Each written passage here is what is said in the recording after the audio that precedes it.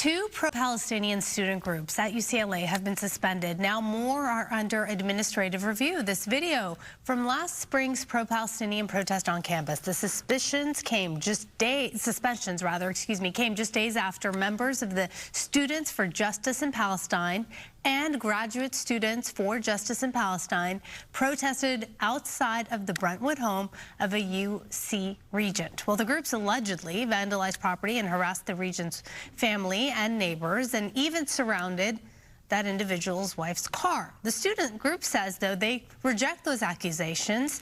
They committed violence against the UCLA community.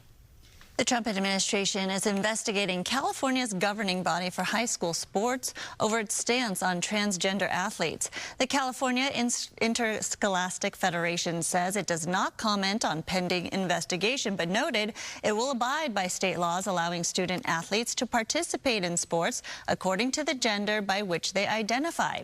Last week, the Trump administration signed an executive order banning transgender athletes from participating in sports outside their assigned gender at birth.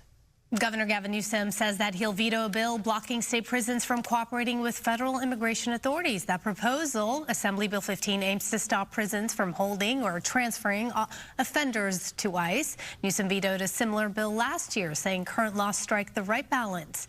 Since 2019, over 10,000 offenders have been transferred to ICE custody. The governor's stance aligned with some Republican lawmakers, reflecting ongoing debates over immigration and public safety policies. A federal judge is ordering the Trump administration to allow funds for foreign aid to flow again, at least temporarily. The pause on Trump's funding freeze comes after two international health organizations filed lawsuits. The administration claimed they're investigating fraud and stopped all payments for U.S. aid and development programs for 3 months. The judge said the Trump administration has not offered an explanation about why it needs to suspend congressionally appropriated foreign aid in order to review the programs.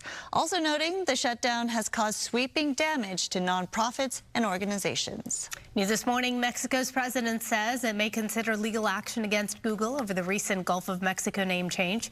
Google Maps now calls the body of water spanning from Florida to northeastern Mexico the Gulf of America. That is keeping in line with President Trump's recent executive order. But Mexican leaders point out that same body of water has been called the Gulf of Mexico since 1607 and say the name change is confusing. They also add that Mexico still controls much of the Gulf. Google says users in the U.S. will see Gulf of America, while those in Mexico will see Gulf of Mexico. This comes as Apple and even the National Hurricane Center have also renamed the Gulf. Wow.